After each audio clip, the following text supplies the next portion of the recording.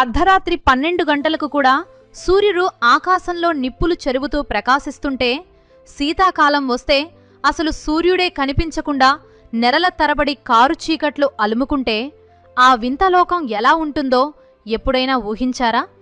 ఒకవేళ రేపు ప్రపంచం మొత్తం ఏదైనా పెద్ద విపత్తు వచ్చి అంతమైపోతే మళ్లీ మానవజాతిని బతికించడానికి లక్షల కోట్ల విత్తనాలను దాచిన ఒక రహస్య భూగర్భ కోట కూడా ఇక్కడే ఉంది. ఇక్కడ ప్రతి మనిషి చేతిలో గన్స్ ఉంటాయి. అలాగే ఇక్కడి జైళ్లు 5 స్టార్ హోటల్స్లా ఉంటాయి. కానీ ఈ దేశంలో మనం మంచి నీళ్లు తాగాలన్నా 300 రూపాయలు ఖర్చు పెట్టాలి. అయితే అసలేంటి దేశం? 6 నెలలు సూర్యుడు ఎందుకు కనిపించడు? ప్రపంచంలోనే అందమైన అమ్మాయిలు ఇక్కడే ఉన్నారా? ఇక్కడికి మన ఇండియన్స్ ఎలా వెళ్ళాలి? వెళ్తే ఎంత ఖర్చవుతుంది అనే విషయాలను ఈ వీడియోలో తెలుసుకుందాం. ఎక్కడా స్కిప్ చేయకుండా చివరి వరకు చూడండి. మనం ముందుగా ఈ మాయా ప్రపంచం ఎక్కడ ఉందో, దాని భౌగోళిక పరిస్థితులు ఎలా ఉంటాయో చూద్దాం. నార్వే అనేది యూరప్ ఖండంలోని స్కాండినేవియా ప్రాంతంలో ఉన్న ఒక అత్యంత అందమైన దేశం.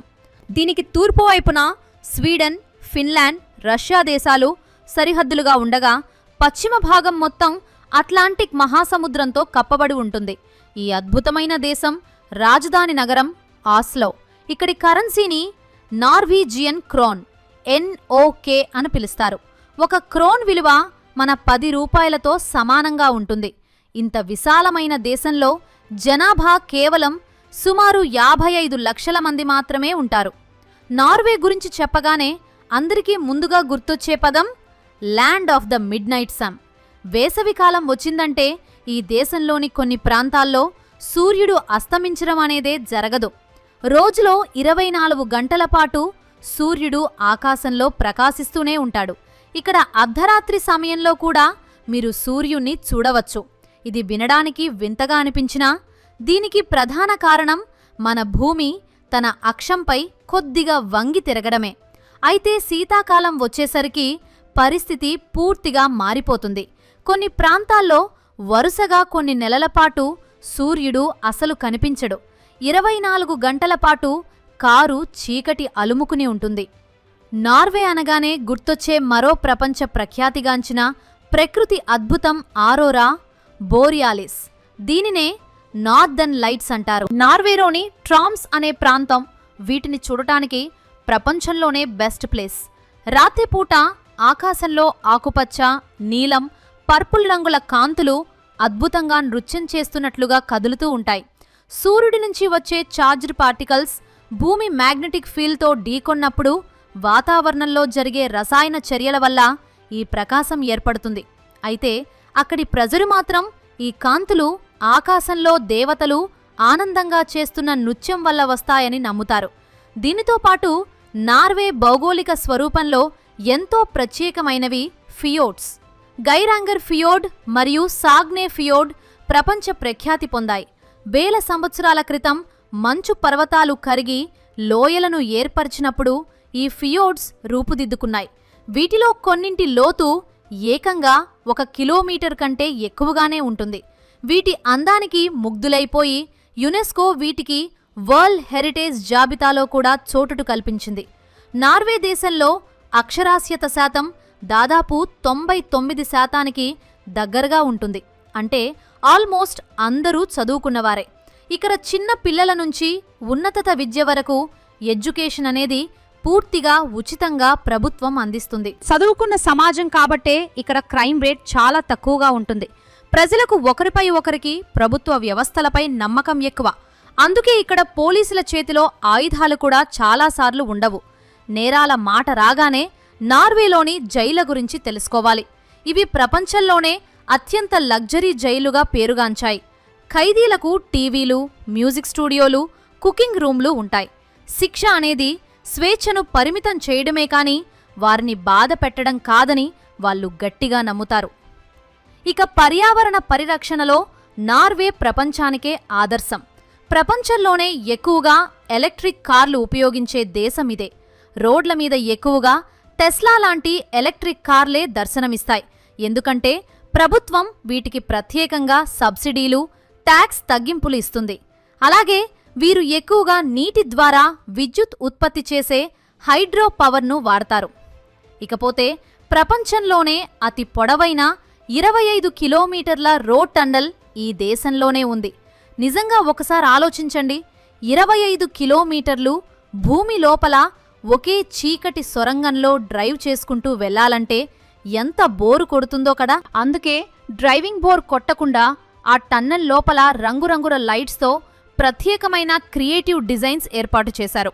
అలాగే ప్రపంచ ప్రసిద్ధి చెందిన నోబెల్ ప్రైజ్ ప్రతి సంవత్సరం ఈ దేశంలోనే ప్రదానం చేస్తారు. మీకొక థ్రిల్లింగ్ ఫ్యాక్ట్ చెప్తాను. నార్వేలో స్వెలబార్డ్ అనే మంచు ప్రాంతం ఉంది.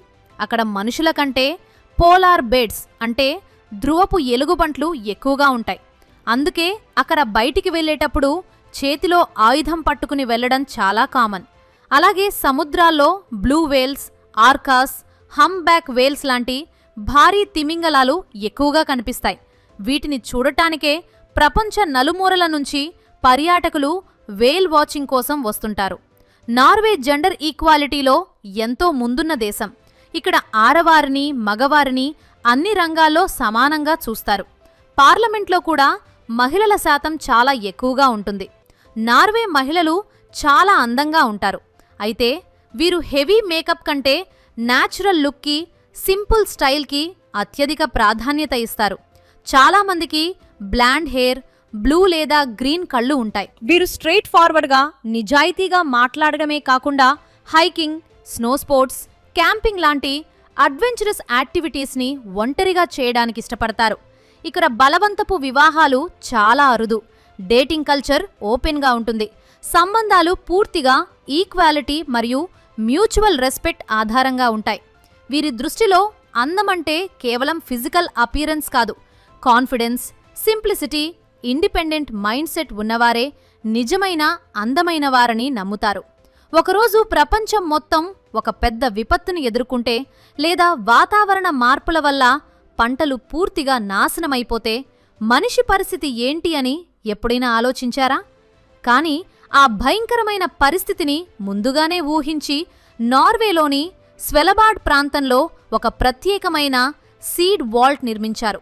ఆ మంచు ప్రాంతంలో ఉష్ణోగ్రతలు చాలా తక్కువగా ఉంటాయి కాబట్టి బియ్యం, గోధుమలు, పండ్ల విత్తనాలు ఇలా ప్రపంచ దేశాల నుంచి సేకరించిన లక్షల సంఖ్యలో విత్తనాలను భవిష్యత్తు కోసం అక్కడ భద్రపరిచారు. ఇక వీరి ఆహారపు అలవాట్ల గురించి మాట్లాడితే ప్రపంచంలోనే ఎక్కువగా చేపల్ని ఎక్స్పోర్ట్ చేసే దేశాల్లో నార్వే ఒకటి. ముఖ్యంగా సాల్మన్ ఫిష్ చాలా ఫేమస్. నార్వే జాతీయ వంటకం ఫోరికాల్. మటన్ ముక్కలు, క్యాబేజ్, మిరియాలు వేసి స్లోగా ఉడికించి చలికి తట్టుకునేలా దీన్ని ఎంతో ఇష్టంగా తింటాడు. కొందరు ఇప్పటికీ తిమింగలాల మాంసం కూడా తింటారు. వీటన్నిటితో పాటు రాక్ ఫిష్ అనే మరో వంటకం ఉంది. ఈ చేపను నెలల తరబడి ఉప్పులో నానబెట్టి ఫెర్మెంట్ చేసి తింటారు. దాని వాసన ఘోరంగా ఉన్నప్పటికీ వారు ఇష్టంగా తింటారు. ఉదయం బ్రేక్ఫాస్ట్లో తీపి రుచి ఉండే బ్రౌన్ చీజ్ను బ్రెడ్ మీద వేసుకొని తింటారు. అలాగే పండుగల సమయంలో బంగాళాదుంపలతో చేసిన సాఫ్ట్ బ్రెడ్ను బటర్ మరియు షుగర్తో కలిపి తింటారు. మరియు కనెక్టింగ్ ఫ్లైట్స్ ద్వారా దాదాపు 12 నుండి 15 గంటలు ప్రయాణించాల్సి ఉంటుంది. అయితే అక్కడ 90% పైగా ప్రజలు ఇంగ్లీష్ మాట్లాడటం వల్ల భాషాపరంగా ఎలాంటి ఇబ్బందులు ఎదురుకావు. కాకపోతే నార్వే ప్రపంచంలోనే అత్యంత ఖరీదైన దేశాలలో ఒకటి కావడం వల్ల ఇక్కడ హోటళ్లు, లోకల్ టాక్సీలు మరియు ఆహార ఖర్చులు చాలా ఎక్కువగా ఉంటాయి. ఎగ్జాంపుల్కి 1 లీటర్ వాటర్ బాటిల్కే 300 రూపాయలకు పైనే అవుతుంది. పైగా సాల్మన్ వంటి సీ ఫుడ్ ఇక్కడ ఫేమస్ అయినప్పటికీ ప్యూర్ వెజిటేరియన్లకు ఆప్షన్స్ తక్కువగా ఉండటం వల్ల భారతీయులు ముందే భారీ బడ్జెట్తో మరియు రెడీ టు ఈట్ ఫుడ్ ప్యాకెట్లతో పక్కాగా ప్లాన్ చేసుకుని వెళ్లడం మంచిది. మనం ఫైనల్గా చూసుకుంటే నార్వే కేవలం మిడ్ నైట్ సన్, నార్దర్న్ లైట్స్తో నిండి ఉన్న ఒక పర్యాటక ప్రదేశం మాత్రమే కాదు. ఇది నిజమైన మానవత్వానికి, స్త్రీ పురుష సమానత్వానికి, క్రైమ్ లేని ప్రశాంత జీవనానికి ఒక కేర్ ఆఫ్ అడ్రస్. ఎలక్ట్రిక్ కార్లతో పర్యావరణాన్ని కాపాడుకోవటం దగ్గర నుంచి విపత్తులు వస్తే ప్రపంచాన్ని రక్షించే సీడ్ వాల్ట్ వరకు నార్వే ఆలోచనా విధానం ఎంతో గొప్పది. నిజమైన స్వర్గమంటే కేవలం అందమైన ప్రకృతి మాత్రమే కాదు, మనుషుల మధ్య నమ్మకం, ఒకరినొకరు గౌరవించుకోవటమని నార్వే ప్రపంచానికి నిరూపిస్తోంది.